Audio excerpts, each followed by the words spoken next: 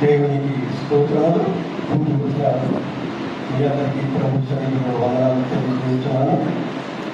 సిలువ మానుపై పలికిన 7 మాటలలో 3వ మాటగా నచ్చిన పాస్టర్ గారి ప్రత్యేక వందనాలు తెలియజేస్తున్నాను. ప్రభునందు ప్రియులారా, దేవుడు లోకముని ఎంతో ప్రేమించదు. దానికి ఇక దేశానికనిగా హద్దులు లోటలు ఉన్నాయి, కానీ ఆయన ప్రేమించిన లోకానికి ఎక్కడా ఏమీ కూడా లేవు. అయితే ఈ దినాన మరి అమూల్యమైనటువంటి శుక్రవారం, మంచి శుక్రవారం, గుడ్ ఫ్రైడే. ప్రభు మరి ఈ దినాన మరి అనేకమైన చోట్ల లోకమంతటా కూడా సంఘాలలో మరి ప్రభు పలికిన 7 మాటలు ఈ దినాన మరి ధ్యానించడానికి దేవుడు మనకిచ్చిన కృపను బట్టిని దేవుడికి వందనాలు తెలుసుకున్నాడు. అయితే ఆయన మనలో మానవాళిగా ఉండి జీవించిన కాలం 33 సంవత్సరాలన్నమాట.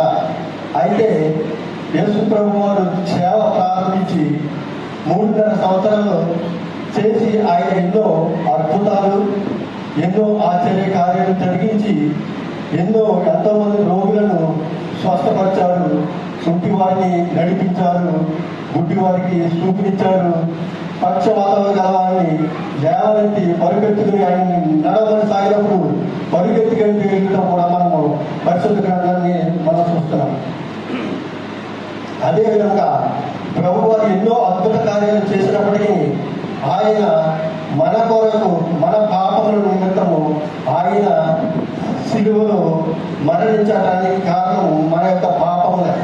నా పాపము, నీ పాపము, మనందరి పాపముల నిమిత్తము ఆయన సిలువలో మరణించడం అయింది. అయితే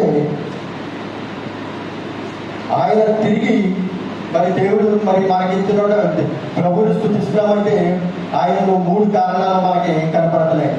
ఆయన యేసు ప్రభు వారు కన్యక గర్భాన జన్మించారు.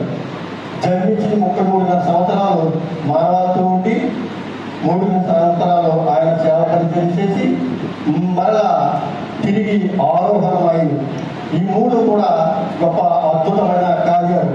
మనం దేవుడిని స్తుతించి ఆరాధిస్తున్నామంటే ఈ యొక్క కారణాల వల్ల మనము ఆరాధిస్తున్నాం. ఆయన ప్రభుగా మనం గుర్తించడం, లేకపోతే మన రూపము ఏముంటుందో, మనం ఎలా ఉంటామో కూడా అది మనకి ఊహించలేని. అయితే ప్రభు ప్రియులారా, ఆయన తిరిగి 3వ దినం లేచి ఆరోహణం ఆయనని సెలవిస్తుంది. ఆయన దేవుడికి సమస్తము సాధ్యమే. ఆయనకి అసాధ్యమైనది ఏది కూడా లేదు.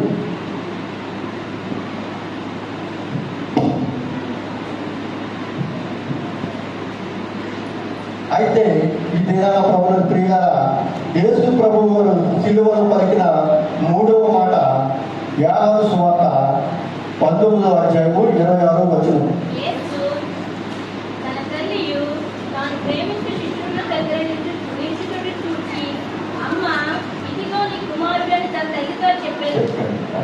గమనించండి, 26వ వచనం. యేసు తన తల్లియు తాను ప్రేమించిన శిశువులను దగ్గర నిల్చుండటా చూచి, అమ్మ ఇదిగో నీ కుమారుడు అని తన శిశువుని తల్లితో చెప్పారు. అంతకు ముందు యేసు ప్రభు వారు చూడలేదు. ఆయన ఎన్నో బాధలలో ఉన్నారు, ఎంతో ఇబ్బందిలో ఉన్నారు. సిలువ మానుపై చూడలేనటువంటి స్థితిలో కూడా ఉండి ఆయన చూసినప్పటికీ ఆయన అమితముగా ప్రేమించినటువంటి శిశువుడు యోహాను గారు, మరి కొందరు స్త్రీలను, అలాగే తల్లి అయిన మరియను చూసి ఎంతో ఆయన దుఃఖంలో ఉన్నాడు. ఆయన బాధలో ఉండి ఆయన యొక్క బాధ్యత, తల్లిదండ్రుల యొక్క బాధ్యత, కుమారుడు తీర్చవలసినది అటువంటి బాధ్యతను తండ్రి, ఇదిగో అమ్మ ఇదిగో నీ కుమారుడు అని తల్లితో చెప్పాను. తరువాత శిశువుని చూచి ఇదిగో నీ తల్లిని శిశువునికి అప్పు చెప్పాను. ఎంత చక్కని మాట ఇది. ఎవరైనా అయితే అలాగా తండ్రిని మరి విడిచిపెడతారా? అయితే ప్రభు వారికి తెలుసు, ఆయన మన కొరకు ఆయన మన పాపముల నిమిత్తం ఆయన సిలువలో మరణించవలసి ఉన్నది. అలా మరణించకపోతే మనం ఈ దినాన దేవుడి సన్నిధి అనేది మనకు ఉండదు. అయితే ప్రభువులకు ప్రియులారా, ఈ దినము ప్రత్యేకమైనటువంటి దినం కాబట్టి ఆయన సిలువలో పలికిన మాటను అయితే శిష్యుడు మరి ఆ గడియ నుండి ఆ శిష్యుడు ఆమెను తన ఎంత చేర్చుకుని, ఆ గడియ నుండి ఆమెను తన ఎంత చేర్చుకుని తల్లిని బాధ్యత ఆయన కప్పుచెప్పినప్పుడు ఎంతో ఈయన సిలువలో వేదన చెందినప్పటికీ కుమారుడు మరి గమనించండి, తల్లిదండ్రులు ఎదుట కుమారుడికి ఏదైనా తగిలినప్పుడైతే మనం ఎంత వేదన చెందుతాము, ఎంత రోదన పడతాము. అటువంటిది తల్లి మీద కుమారుడు సిలువలో మరణిస్తున్నాడంటే ఎంత బాధ మనం ఆలోచించవలసిన విషయం ఉంది.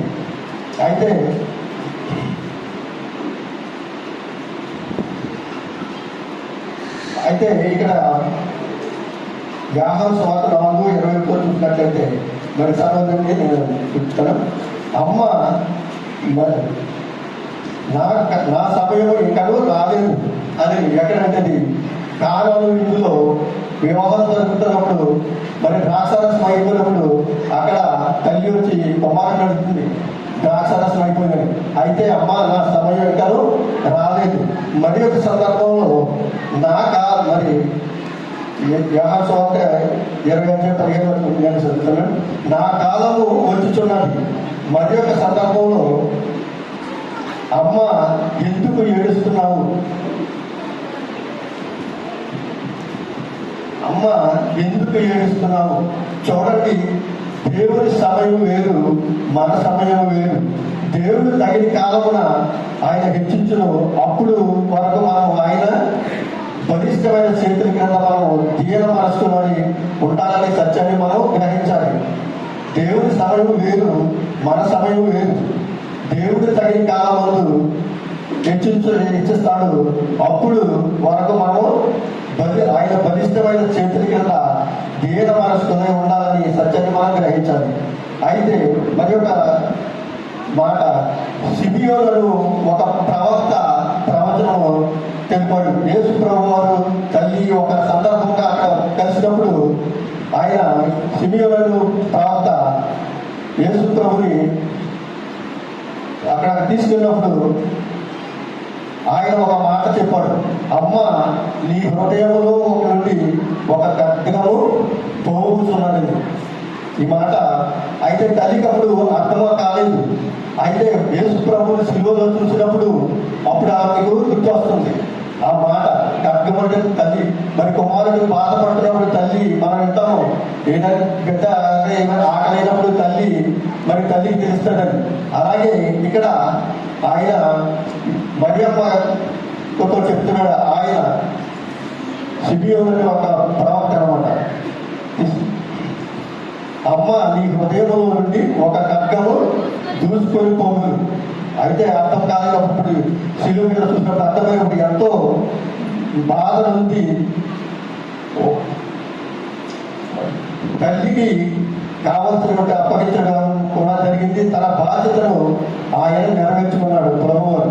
అలాగే సంఘంలో పనిచేస్తున్న మనము నమ్మకంగా ఉండాలని, అలాగే కుటుంబంలో యజమానులుగా ఉన్నప్పుడు దేవుడు మనకిచ్చినటువంటి కుటుంబాన్ని ఏ విధంగా కాయపడాలో అది కూడా దేవుడు మనకి ఎంతగానో నమ్మకంగా చేయాలని ఇచ్చాడు. అంతేకాదు సమాజంలోనూ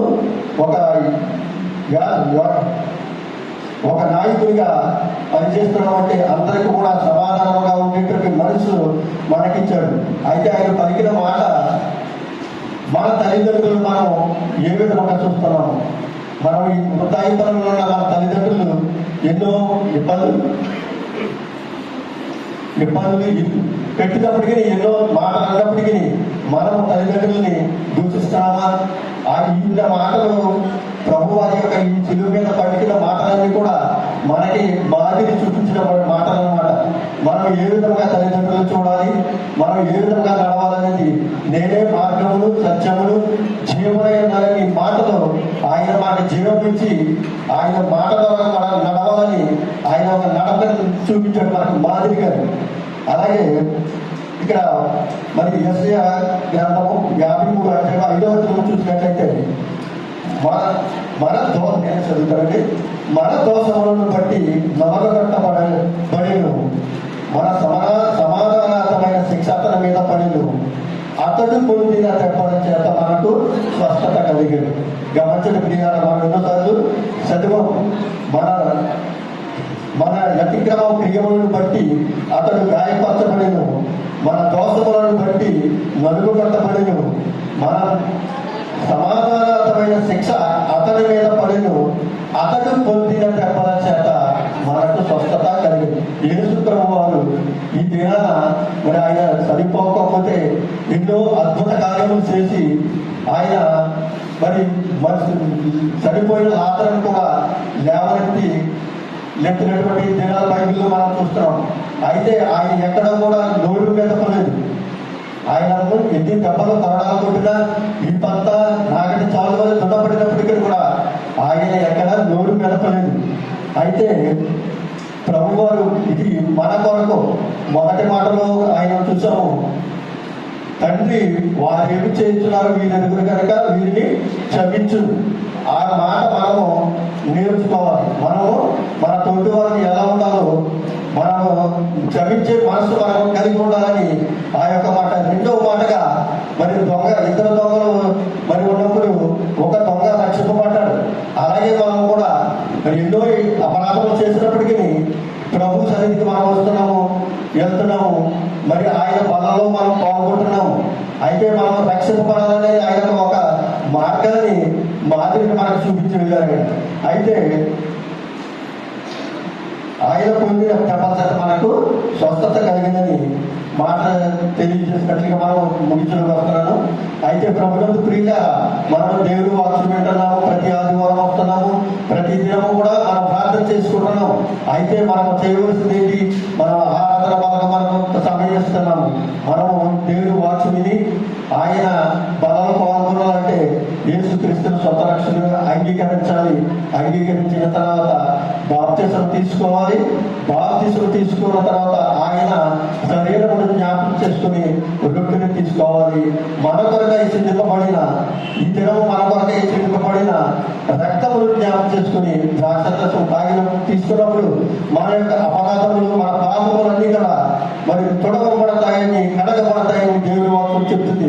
అదేవిధంగా మనమందరం కూడా ప్రభు సన్నిధిలో మనము మరి ప్రభువుని మరి సృష్టించి ఆరాధించి వెళ్ళటమే కాదు, కానీ మారు మనసు లేని బిడ్డలు మారు మనసు పొంది దేవుని యొక్క అభివృద్ధాలను నడవాలని ఆయన చూపించిన మాదిరిని మనము నడవాలని ఈ మాటలు నేను తెలియపరుస్తూ నేను ముగిస్తున్నాను. ఈ కొద్ది మాటలు దేవుడు దీవించడం కాక.